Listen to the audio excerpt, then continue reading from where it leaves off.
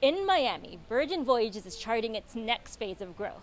The cruise line's newest ship, the Brilliant Lady, signals a post-pandemic comeback, and the company's leadership says it's just getting started.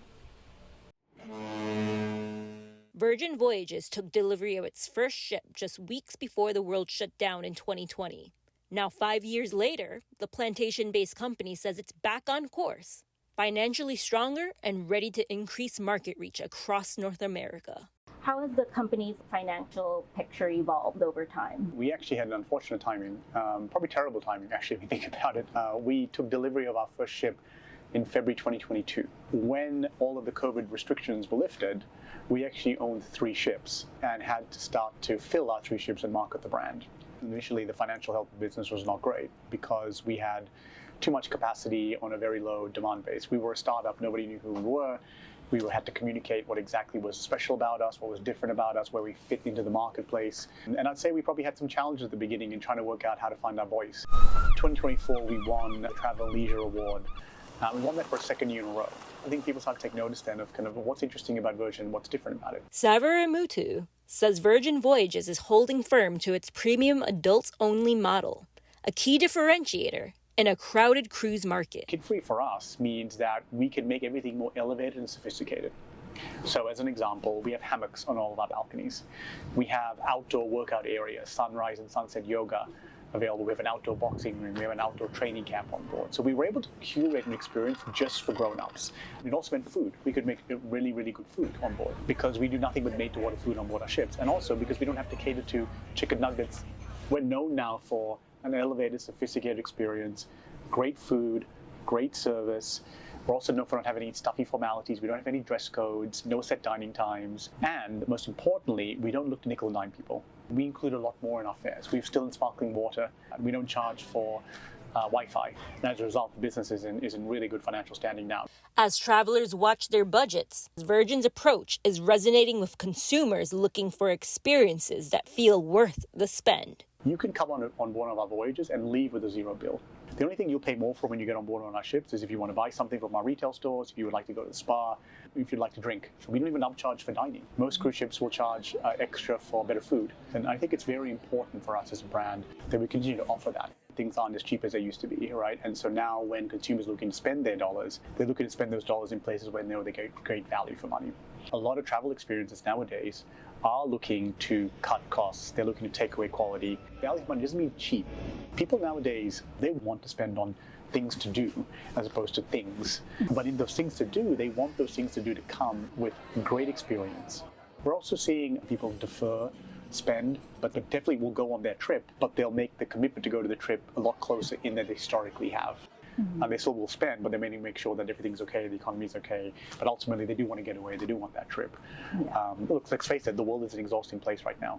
And so when you have experiences like Virgin Voyages, that gets you a chance to disconnect. It's what's driving a lot of our growth. We are on a real upswing in performance. Our business this year is up 45% year on year for our 2025 sale revenue. Our 2026 sale revenue is up 70% just because we're seeing such great demand coming into the brand. And people who want to get away and find a kid-free holiday, there aren't really many great options for you, particularly at this price point that we offer it at. The average Virgin Voyages traveler is 47, younger than the industry norm, drawn by the company's relaxed, service-driven culture. What's interesting about us is that we actually have quite a wide variety of ages on board our ships, anyone from 20 to 70 to 80 years old. Because ultimately, what is that modern traveler looking for? They're looking for great service. But food is such an important part of how we plan our travel nowadays. When you look at going to somewhere new, you don't typically look up where you're going to go see, you go look up where you're going to go eat. And what we do on board our ships, we don't have any big dining halls. We have nothing but small restaurants. And those small restaurants operate like a land-based restaurant. So they're dedicated kitchens, dedicated executive chefs. And these menus were designed with Michelin-starred chefs in mind. What we try to do is to take all the best parts of a cruise and put a twist on it. At the end of the day, this is a cruise. And cruising is popular for a reason. You get to get on board, you unpack once, you get to go to lots of great destinations. It's an easy trip to take. We do it in a very unique way. Our service is very human. It's very sincere. We train our people to be themselves. And as a result, the service style is very authentic. It's unmistakably Virgin. But we do things for our crew. So, for example, we give our crew free Wi-Fi. We give our crew food that's commensurate with our passenger food. We pay for their medicals, we pay for their travel. We take care of our people because ultimately we know that the formula is as simple as take care of your people, they'll take care of your customers, and your business results will follow. But it has to be in that order. With the launch of its fourth ship, the Brilliant Lady, Virgin is expanding its itineraries from Port Miami to new destinations like Los Angeles, Seattle, and Alaska. We feel very, very bullish about the future. Kid-free travel is booming. If you look at resorts in the Caribbean, look at hotels, people are looking to get away in a kid-free way. Yes, there has been some kid-free cruises before offered, but they've tended to be much higher price points on smaller ships and experiences that are a bit more for older customers. And they're fantastic products. But if you're someone who's looking for a more active experience, there hasn't been an option. And we are that option now. We are the go-to option for anyone traveling with our kids. Virgin now plans to innovate through onboard experience rather than building larger-than-life vessels. Traditionally, cruise lines have competed on hardware. What I mean by that is that, if you think about all the announcements you see, typically it's about the next big ship and the size of the ship or whatever the features of that ship are, the water slide, all these other features. We've tended to compete on something more software related, and that's typically been how Virgin's always thought about life. We want it to be about the experience you have on board our ships. If someone said to you they were going on a competing cruise line, the first question you would ask them is, well, what ship are you going on? If someone said to you they're going on a Virgin voyage, the first thing you'd say to them is, where are you going? Because the ship is less relevant. Actually, all of our ships are essentially identical. We have created some different experiences on them, but they're essentially the same experience because ultimately it's the experience that matters. We can actually continue to innovate the product because we compete on software. We can create new dining concepts. As an example, on this ship, Brilliant Lady, we have a brand new dining concept called Rojo, which is a Spanish restaurant, which we've never done a Spanish restaurant before. We've got 7 new entertainment shows on board the ship. So we can continue to take the experience that people love, and we can now evolve it in a way that's not reliant on just building a billion-dollar ship.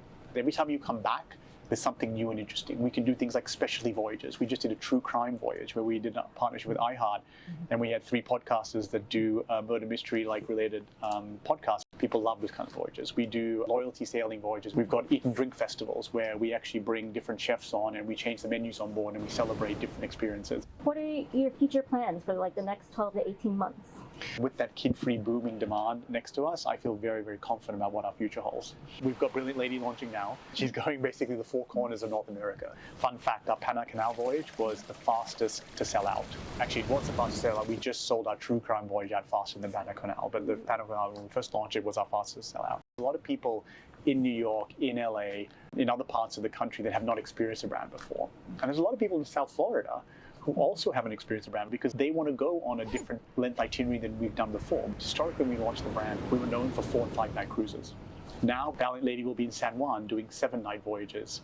We've got Resilient Lady doing 6 and 8-night voyages and 7-night voyages out in Miami. And now Brilliant Lady is doing 9 and 10 and 11-night voyages. So if you're in South Florida and you're looking for a cruise, we pretty much have you covered.